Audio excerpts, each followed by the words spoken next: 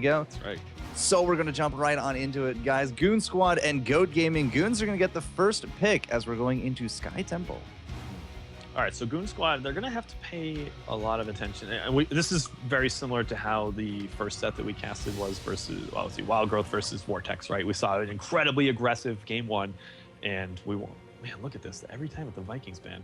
All right, so they need to look to try to break up that combo. And they had an opportunity to do it last game, which was so surprising, perhaps even a misplay for Goon Squad in their draft, that they picked Tyrande so early, Goat Gaming did, and then left a gap before they picked Diablo, and they still got it.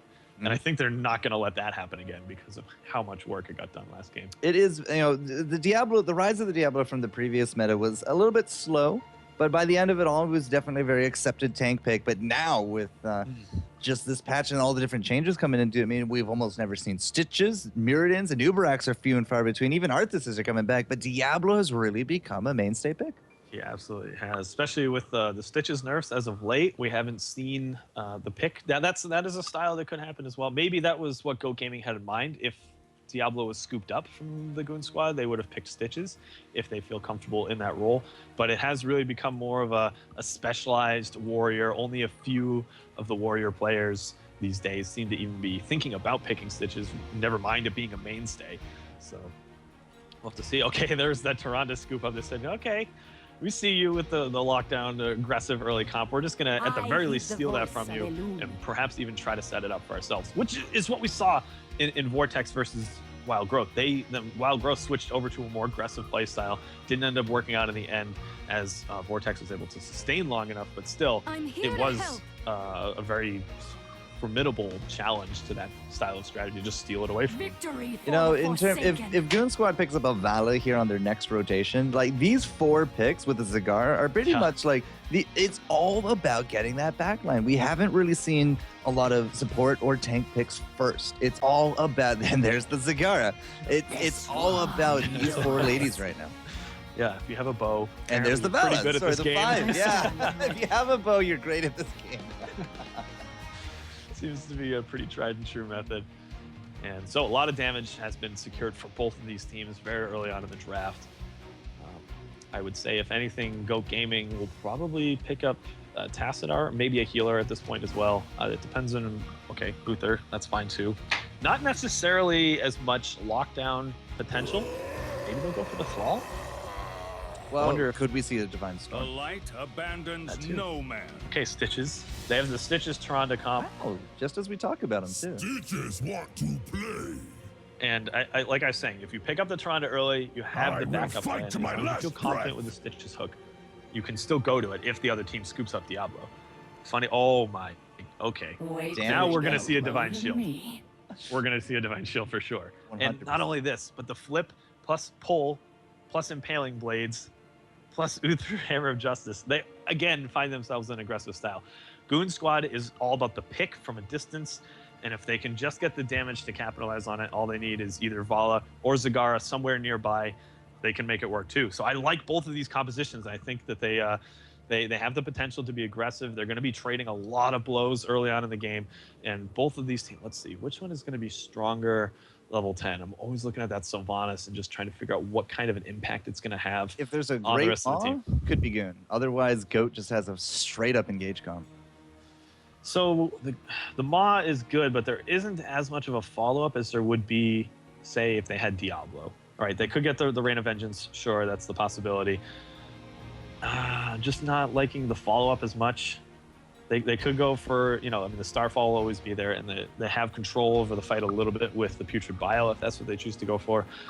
But when you look at the Wailing Arrow plus the Divine Shielded Kerrigan with the Maelstrom, a lot of potential to wreak some havoc, especially with the stuns on top of that. So I got to give the draft again to Goat Gaming, but Goon Squad, if they have a very good Stitches player, I haven't seen their Stitches play just yet, I think they have a good chance to take this game as well. That is totally not the score. There's this. 700 to 1. It was 0-0. Definitely not the case here as we're loading into game number 2, as the rest of the UI correctly does indicate. But I mean, it was a fantastic game number 1 from the Goats. As he said, a very solid draft from both sides. We'll have to see if the Goons can bring this one back. The last time we saw a Kerrigan, it was an Ultralisk. Just as a reminder. That is true. That's true. I think though with the Storm, they could do either. Is there enough backline? Yeah, there's plenty of backline targets that they can throw an Ultralisk on. So either could work. It depends on what they want to do to follow up. If there's an APOC style, it could be a lot of things. There's a lot of flexibility potential. All right, let's get to introducing these teams really quick before they throw themselves at each other like they seem to do early on. For the blue side, we do have... what is it? Oh, it's not Go Gaming. It's the Goon squadding. The Goon squad. Jeez. Oh, God. You're supposed to storm me out in the break. What happened? All right. For them playing, we have Hosty, we have Goat, Teeves, Get Up, and Tripod. Yeah, Get Up actually into the top lane all by himself right now. But Equinox and Curse Fury, you know, these guys were doing work last round. It looks like it's a very similar roam this time to go with base drop Lex Uther, and I put this with a Pythix into the top. The Goats and the Goons, game number 2. Lots of GGGs. Nice actual dodge there from base drop on that hook, and that's actually probably going to be it for Teeves. He gets off the Devour. He had the heal from Tripod, but past that, he has no other way to dip, duck, or dodge, and he will be the first blood at the 46-second mark. Forgot dodge. There's supposed to be 2 dodges. Come on. Oh my! It was a truncated version. You got the idea. I got you.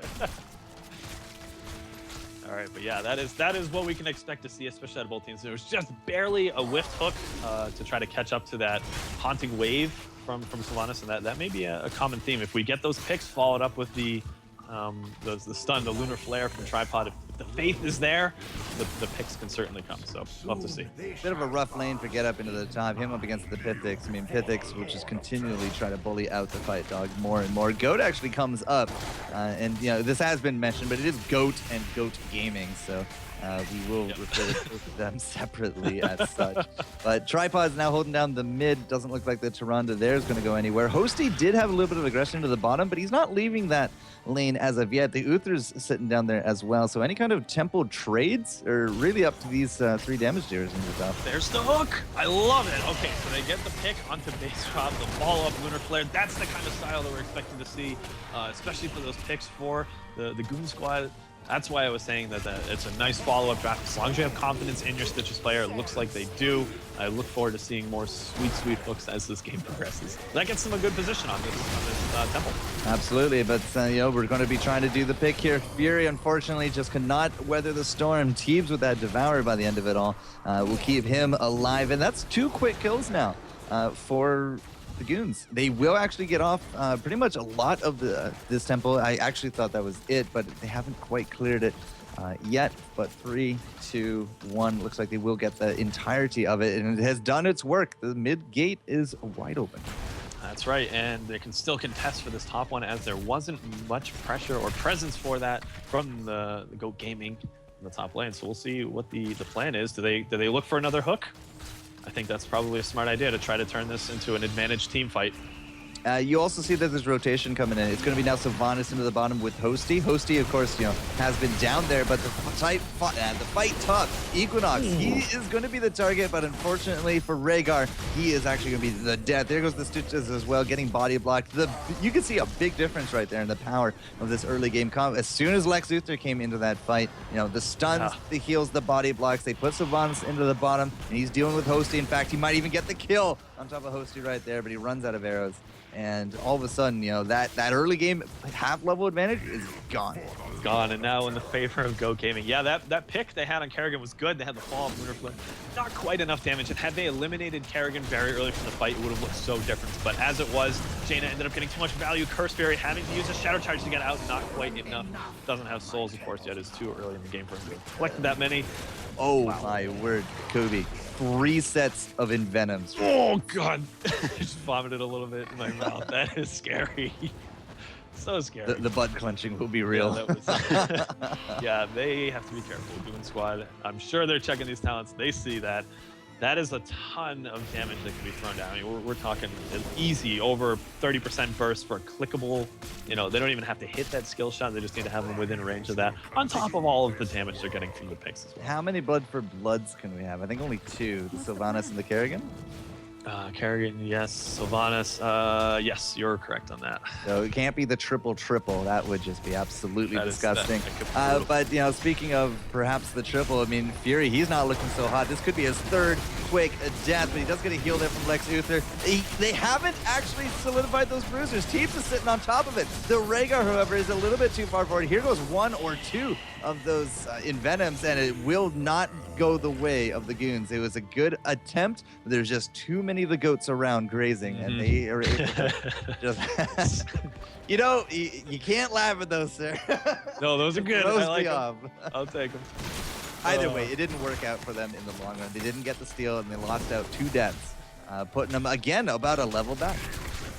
Yeah, I think Jaina has been doing so much work in those fights. They just happen to be in these close quarters. They catch 3 members trying a little bit too hard to overextend, trying to get the pick, and trying to shove them off of that particular objective, but Jaina just throws down so much damage and it forces the rest of the team to back up.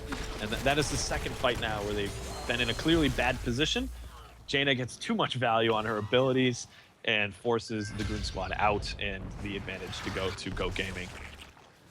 Yeah, big early game advantage to them because this tempo and level 10, it just does not add up to a pretty situation from the Goons. But if they're going to do a fight, well, this is probably their best bet to do it. Everybody is hooked up, and there's the hook itself. Fury is going to try to shadow charge his way out of it, and I think he might successfully do it. The Hosty turn and burn is huge as Agara once more pays the price. That is an unfortunate hero to pick. Of course, they didn't have vision of the area, so they were just kind of throwing it in, hoping they could pick a particular target, not Diablo, as we saw that didn't work out so well for them. They had the position, like everyone was in the right spot to body block. Curse Fury now with the Shadow Charge and the Overpower with the Lightning Breath to pack it up, and yes, the Maelstrom from Equinox is going to be just enough damage. And look at this aggression coming out of Go Gaming. Well, they're going to secure themselves that temple. They're going to be pushing into this bottom. They're actually even defending top. Pythix is up there defending against the Bruiser. So really, nothing is going the way of the Goons here. 7 kills to 3. It's 11 to 9.5, and that's going to be the longest half level that they are really going to be experiencing here in this game because they cannot, as much as they want, they cannot fight. That's right, and this compounding structure damage that is going to be seen from these bottom temple is going to be very painful for Goon squad to swallow. With that missed hook as well, they're hoping to try to catch someone really far out of position. Not going to be the case. And they really just need to hit that level 10 before they can start to contest this. And they're on the precipice. They can taste it at this point. They just need to kill something. There it is. There's the 10s. Can they click the buttons fast enough? Can Hosty get off the Maw? He will turn and get it. It will put 2 down into the bottom. The Ancestral comes out as well on top of Hosty, and that will be a Fury and base drop. Really good timing. That's what they needed. Very clutch.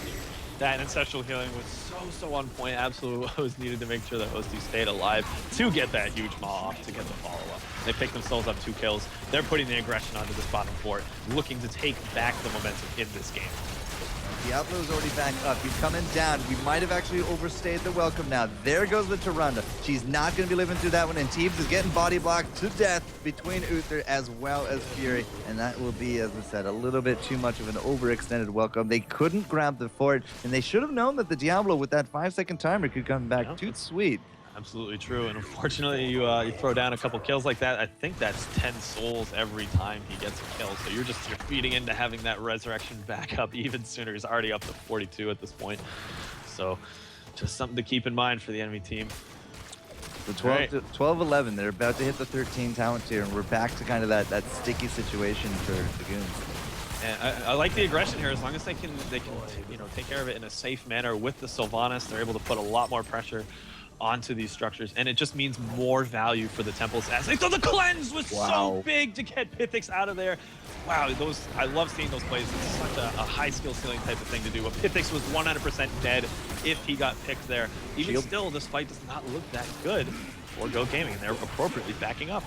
They actually saved out Fury with the Divine Shield from Uther. Yeah. I'm not entirely sure that it was super worth, because that's now going to be a cooldown a little bit out of sync with the rest of everything.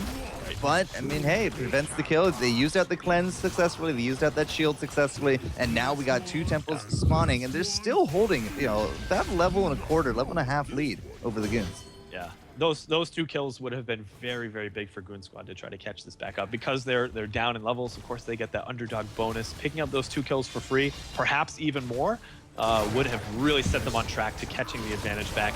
As it is, they're really getting aggressive. Go Gaming is to try and take this bottom, and Tripod getting eliminated almost immediately. Yeah, Teebs is going to follow very, very quickly. What do we have for the ultimate from Teebs? We have Putrid Bile. It just came off cooldown. Again, the timing is not there. Get Up, however, he's not also going to be there. 3 quick kills for the Goats as they come in full force. Doesn't even matter that, you know, that Divine Shield is just coming off cooldown. They did not need it. And they are taking a quick boss. I think they have absolutely the right to do this with 3 members of the enemy team down, and then they're probably just going to split up and take as many of the temple shots as they can. Wow, what a game so far. It's very reminiscent of game number 1, I will say. I mean, the early game aggression, we didn't really have the roaming this round. But we still got that first blood. Sorry, we didn't have this as much of a successful roam this round, but we still had that first blood about 46 seconds in. You know, the Diablo Kerrigan works just as well as the Diablo Tyrande. And we have maintained that lead. I mean, very rarely have we ever been in danger of actually losing out any of this experience lead. Yeah, I was talking earlier in the draft about how, you know, trying to take Tyrande away from Go Gaming would be a really big play in the draft. They did it immediately. You know, this is just showing the GOAT is so flexible with their strategy so far, and the fact that they're able to just swap out Kerrigan or Tyrande and still have great amount of success with it, it just goes to show you how strong of a team this is. I might be blind, but I don't actually recall looking at a boss take. But either way, there's boss, there's the Siege Giants into the bottom lane. We still actually have both temples on deck, and we defended at the top. So I mean, the Goats, they're not rushing into anything whatsoever. Yeah. They're playing the map extremely well. Yeah, they're slow playing this part because they know that they have map control. The temples can wait. At least that's the approach they're taking. The temples can wait, and they're going to try to take as many objectives on the map as possible. They took the boss, they took the giants, and they're slowly waited to rotate over to the temples. They're going to get all of the shots for the top temple, and they know that they're going to have level 16 by the time they rotate to the bottom, so they're getting maximum efficiency out of the map at this point. Really solid play. Extremely solid. And once more, we are actually hitting this very similar tier. It was, what, a 13-minute game last round. We're sitting at about 12, but it's 16-13 as both teams are still very clearly on those differences when it comes to the towns. That's going to be a hook into Uther. We got those double blood for bloods. He has the benediction ready to go as well. Goat is going to drop. There goes the Tassler as well. Zagarna got off a great Maw and another great Starfall, but unfortunately there's just not enough follow-up, not enough control here from the Goons. And Get Up, is he actually going to drop here? Equinox is going to try to finish it, and not entirely too sure he got the credit, but he definitely took home the kill. Once more, pointing out, there's a temple bottom, but they're not dealing with it whatsoever. They're not taking it. They know they have the advantage. They can wait to grab that until they have enough damage. I would actually probably recommend that they rotate to the bottom to try to get as much damage on the bottom keep so that they can actually back up, take the temple, finish it off. This will work as well. They might even get more than I was expecting they could get if they try to take some of those structures. As it is, the story can be told by looking at the map. They have a huge advantage, 16 kills to 5, 3-level advantage lead, including a tier. That includes double blood for blood. And they go for the root. Yes, they did. Wow. Tons of stun. 16-5 for kills. Once more, it's a heavy emphasis for the Goats. And you know, as I said, coming into this, they are very much clearly the favorites. They have so much experience under their belts. These guys are huge into the hot dogs. They've been doing multiple team assignments throughout the weeks, the months that we've been into the alpha and now the beta. Yeah. It's definitely showing that they are a leg up on their competition. Yeah, they really understand, especially how to rotate on the map to make sure to get the most out of the objectives, and that's honestly what the top teams are doing right now. Like the teams, the separation between the mid-tier teams and the top-tier teams is their ability to manipulate the map. They're doing this so well right now. I can't commend them enough for that. So 15-17, sir. We are still a little bit away from the 16 talent tier for Goon Squad, and that is going to be, again, just the longest half level of their lives, because this is their tournament live. This is not a double elimination, and they are down 1-0 in a best of 3. Yeah, they need to. The Goon Squad needs to wait They obviously need to try to play as safely as possible until they can hit level 16. That's when they get Fishing Hook. And if the Stitches player is rock solid with those hooks, knows how to get the right picks, they can still turn this around. But it's going to definitely involve getting solid grabs with those fishing hooks. The follow-up needs to be crisp, and they can start taking those 4v5s. And that's really their ticket back into this game. Once more, I will point out, though, that Pythix doesn't actually like to, or seem to like to go for vulnerability at level 16 with his Zone of Cold. He has once more the Numbing Blast. They're just going for that extra lockdown, the root, the benediction as well for the double stun if they need it. It's all there. Thebes, unfortunately, only hooks one of the bruisers. Not exactly a bigger target that they were hoping for.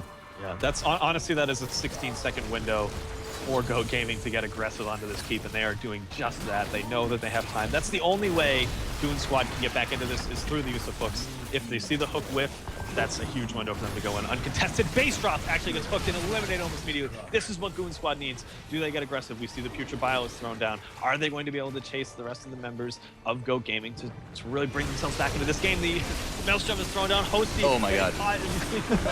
And the Lightning Breath. It is almost too much. The Ancestral Hailing is thrown down onto Go to keep him alive. But Curse Fury with the Shadow Charge rotation, they are going to pick themselves up another 2 kills. They are furious, they are angry, and they are taking a 3-for-1. That might be enough to end the game. Well, they had the bruisers pushing in. We also have now these mid catapults stacking up. 4 mid catapults to go on the back of this push. And 15 minutes in, it's a very similar length game, but 3 levels up. We're about to hit 20 if we kill out Tripod, which I think Equinox is trying. But, Tripod knows the perpendicular trick to not get hit by that Kerrigan, and it's just not going to be enough. Good game, well played. We are seeing the GOATs go to the finals here of the March Monthlies, and that means that I believe they are now solidified for a spot in the majors. That's right, and they've certainly earned it. I'll be excited to see them play up against some of the other teams that are in relegations for the ESL Major League. Big question is, who are they going to be playing against in the finals?